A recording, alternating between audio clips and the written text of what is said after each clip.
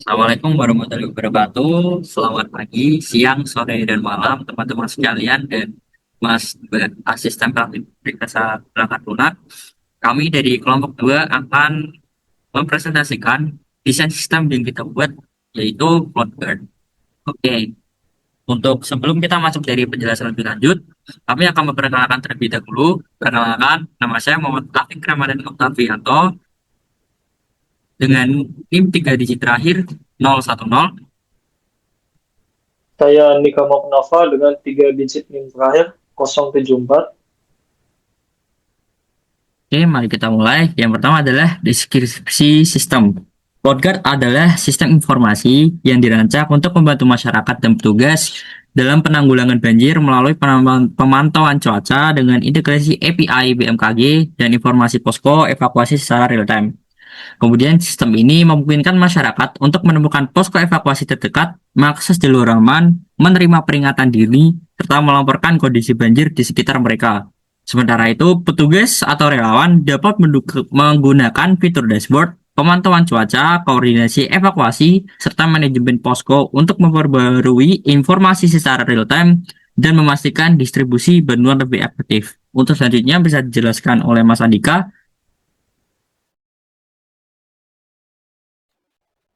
Dan selanjutnya adalah kebutuhan fungsional untuk aplikasi FloatGuard ini. Nah, kebutuhan fungsional ini ada beberapa. Yang pertama yaitu sistem harus memungkinkan masyarakat untuk melihat peta interaktif posko evakuasi yang menampilkan lokasi. Yang kedua, sistem harus menyediakan informasi kondisi banjir dan akses jalan dengan menampilkan tingkat ketinggian air, serta jalur yang masih dapat dilalui menggunakan API BMKG. Yang ketiga, sistem harus mengirimkan notifikasi peringatan dini banjir kepada masyarakat berdasarkan data cuaca dari BMKG dan sensor ketinggian air. Yang keempat, sistem harus memungkinkan masyarakat untuk melaporkan kondisi banjir dengan foto, lokasi, dan deskripsi situasi terkini. Yang kelima, sistem harus menyediakan tombol darurat bagi masyarakat untuk menghubungi petugas. Yang keenam, sistem harus memungkinkan petugas untuk memperbarui informasi posko evakuasi. Dan yang terakhir adalah sistem harus menampilkan peta interaktif yang memperlihatkan jalur aman untuk mempermudah petugas dalam mengevakuasi korban banjir. Selanjutnya adalah kebutuhan non-fungsional. Yang pertama, sistem harus mampu menangani setidaknya 10.000 pengguna secara bersamaan tanpa mengalami penurunan performa. Yang kedua, sistem harus memiliki waktu respons seminimal mungkin untuk menampilkan peta interaktif dan informasi banjir. Yang ketiga, sistem harus menerapkan enkripsi data untuk melindungi informasi pengguna dan melaporkan kondisi banjir. Yang keempat, sistem harus memiliki uptime minimal 99% untuk memastikan ketersediaan layanan selama situasi darurat.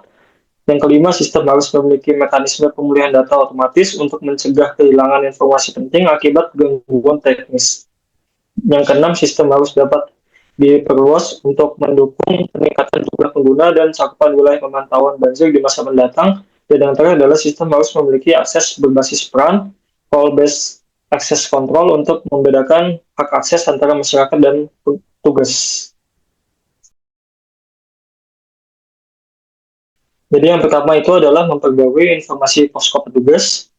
Nah, itu dapat dilakukan dengan menekan tombol pada dashboard ini, yaitu pada tombol yang ada di bawah sini, bagian navigasi bar yang ada gambar posko ini, dapat diklik.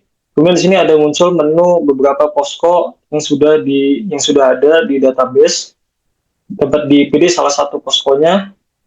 Nah, di sini dapat memasukkan 4 input. Di sini ada alamat, kapasitas, status, buka atau tutup, kemudian dapat mengupload foto dari poskonya. Nah, di sini dapat dimasukkan foto dari poskonya. Jika sudah bagus, maka dapat disimpan. Kemudian dapat mengklik tombol save pada bawah sini. Nah, di sini akan muncul loading untuk memasukkan data ke database. Dan jika sudah berhasil, maka akan muncul notifikasi berhasil. Fungsi yaitu melihat peta interaktif jalur aman. Nah, itu dapat dilihat dengan masuk ke menu yang ada di atas ini, bisa lihat detail. Kemudian dapat dipilih dari tombol float yang ada di bawah kiri sini. Nah, sini dapat memasukkan alamat menggunakan search ataupun dapat pick from map. Jika sudah pasti, maka bisa langsung menekan tombol confirm dan akan muncul loading, dan sini akan muncul alamat lokasi-lokasinya, dan di sini adalah icon untuk banjirnya, dan dapat memilih salah satu lokasinya. Nah, di sini ada alamat, kemudian ketinggian airnya, dan juga statusnya. Kemudian di sini dapat menekan tombol route untuk menampilkan rute ke lokasi, fungsi memantau data banjir dan cuaca. Itu dapat dilakukan dengan menekan menu yang ada di tengah sini ataupun yang di bawah sini. Nah, di sini akan menampilkan ketinggian air dan juga cuaca yang ada di daerah. Kemudian juga dapat menerima peringatan dini terkait banjir dengan menekan tombol yang ada di bawah sini, tombol notifikasi di bawah sini bagian navigasi luar. Di sini akan muncul loading untuk meload datanya. Nah, di sini akan muncul notifikasi bahwa ada kemungkinan banjir akan datang. Yang pertama adalah fitur login. Untuk fitur login ini tidak hanya pada masyarakat, tetapi petugas juga dapat melakukan login. Di sini pada bagian awal akan terdapat informasi, yaitu jika Anda seorang petugas atau sudah memiliki akun bisa melakukan login. Jika belum memiliki akun bisa melakukan sign up. Untuk itu kami akan melakukan login terlebih dahulu. Di sini informasi bisa disilang. Dapat menekan tombol login untuk melakukan login. Kemudian di sini pengguna dapat mengetikkan email atau nomor telepon, kemudian password. Kemudian jika dirasa sudah benar bisa melakukan login. Nah, maka akan langsung terujuk kepada halaman dashboard. Di sini halaman dashboard terdapat ada map, kemudian informasi banjir dan cuaca, kemudian informasi shelter, kemudian bagian laporan banjir. Nah, di sini pengguna dapat menekan tombol maps, icon maps pada bagian navbar atau mungkin di bagian atas juga bisa.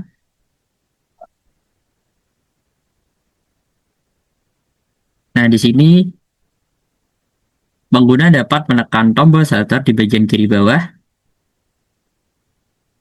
Nah, di sini terdapat pick from map untuk memilih langsung dari map atau mungkin melakukan pencarian pada search bar. Jika dirasa sudah benar alamatnya, bisa melakukan confirm. Nah, maka sistem akan mengambil data terlebih dahulu.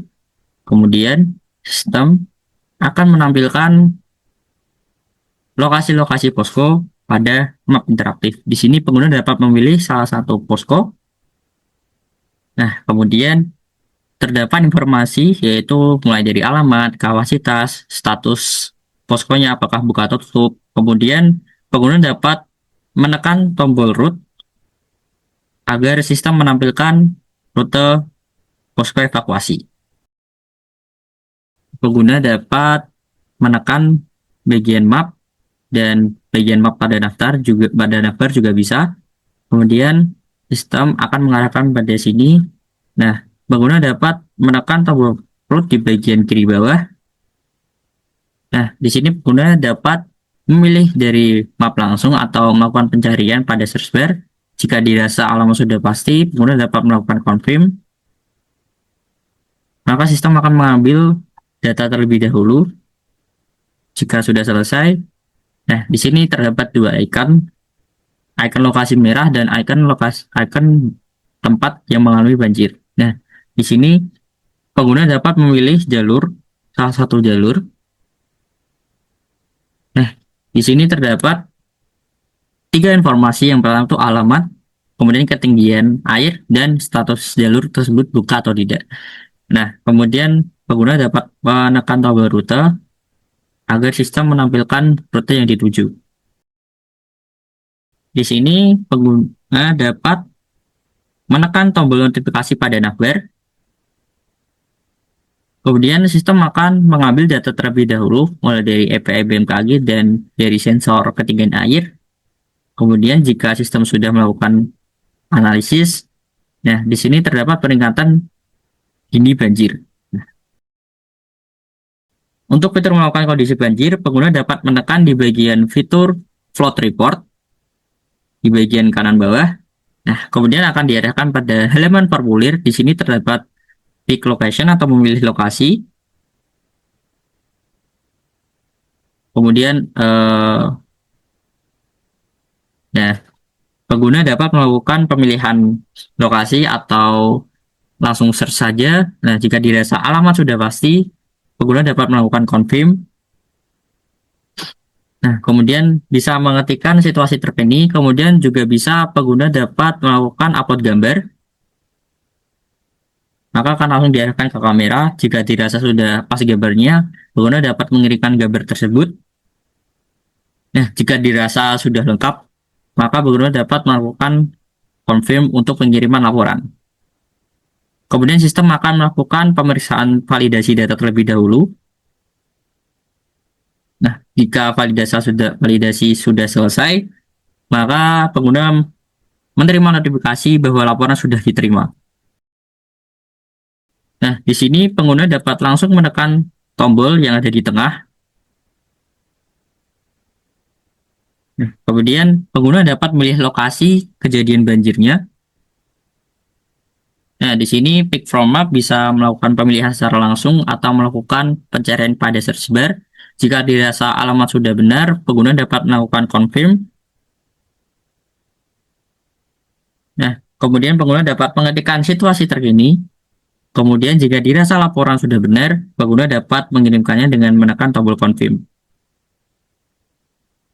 Nah, maka sistem akan melakukan pemeriksaan validasi data terlebih dahulu. Jika dirasa sudah selesai validasinya, maka sistem akan menampilkan notifikasi bahwa laporan sudah diterima. Itu saja dari kelompok 2 terkait desain sistem aplikasi ForGuard yang kita desain. Jika ada salah kata atau penyampaian yang dirasa kurang, kami minta maaf, kurang lebihnya mohon maaf. Assalamualaikum warahmatullahi wabarakatuh.